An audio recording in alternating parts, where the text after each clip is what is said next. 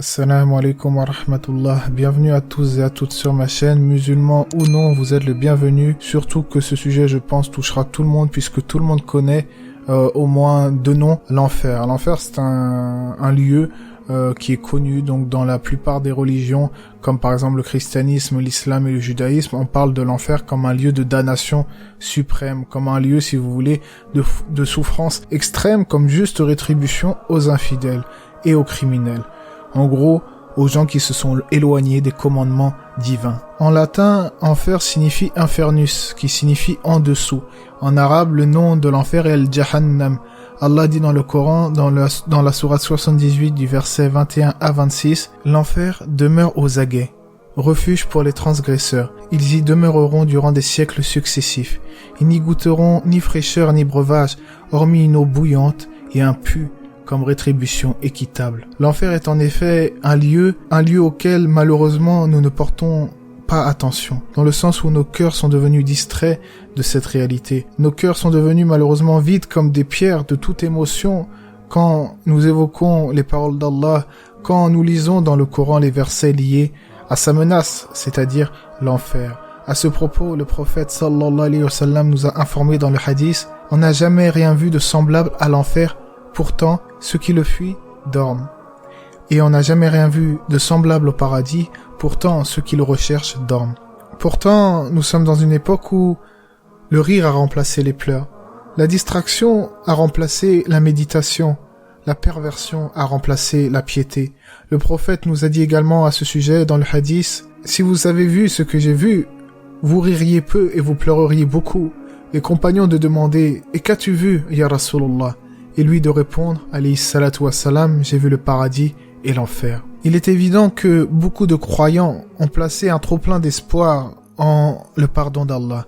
C'est-à-dire, se sont trop penchés du côté de l'espérance, de la miséricorde, au détriment de la peur de son courroux, de sa crainte et de l'étude des versets coraniques sur l'enfer.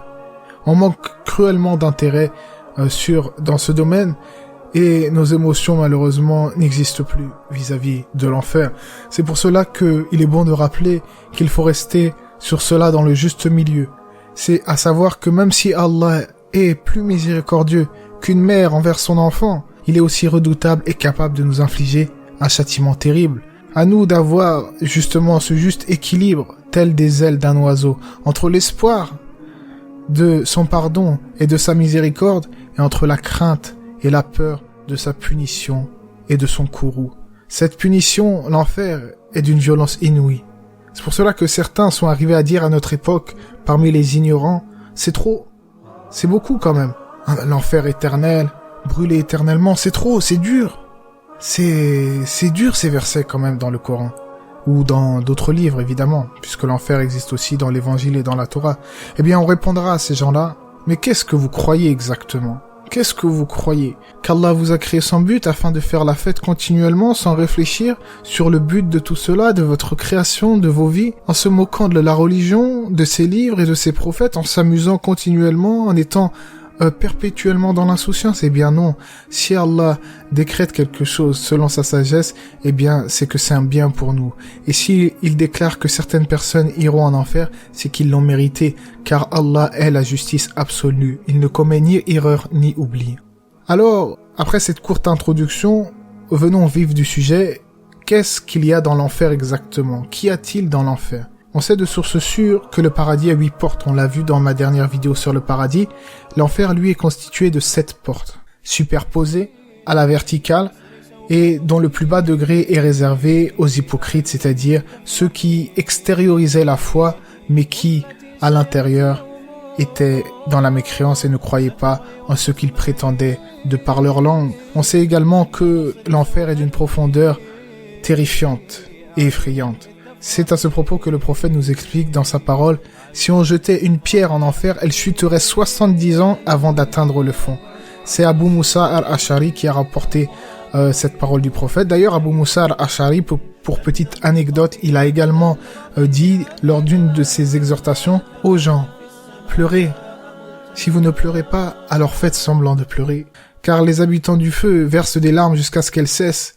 Puis ils verseront des larmes de sang, où les bateaux navigueront si on les y lançait. C'est pour cela que les gens de l'enfer seront laids, avec des corps qui seront étirés à l'extrême, dominés par le plus grand des feux. Ils seront abreuvés de plantes épineuses qui n'apaisent pas la faim et ne font pas grossir. Le feu qui les brûlera sera 69 fois plus intense que celui que nous connaissons. Certains demeureront éternellement dans le feu, à l'image des associateurs al-mushrikin, des hypocrites et des mécréants. Tandis que certains croyants, eux, pourront être épargnés après un certain laps de temps à avoir été purifiés dans le feu de l'enfer, purifiés de leurs péchés, mais leur foi, leur monothéisme pur et leur croyance en toutes les révélations, ainsi que la dernière révélation, feront qu'ils sortiront au bout d'un moment de l'enfer. Mais il n'y a aucun doute qu'en lui-même, l'enfer est éternel et ne s'éteindra pas, il n'aura pas de fin.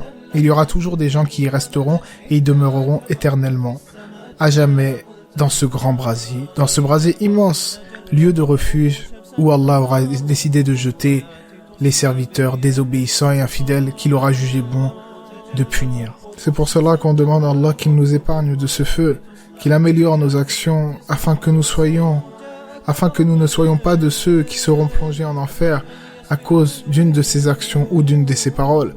En effet, il faut faire très attention à notre langue, car le prophète nous a dit dans le sens qu'un homme prononce parfois une parole à laquelle il ne prononce aucune considération et cette dernière le précipite en enfer.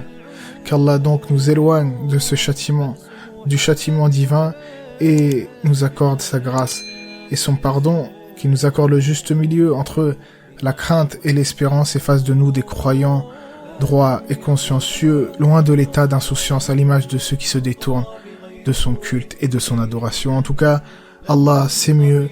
Que la paix et les bénédictions d'Allah soient sur le prophète, sa famille et ses compagnons.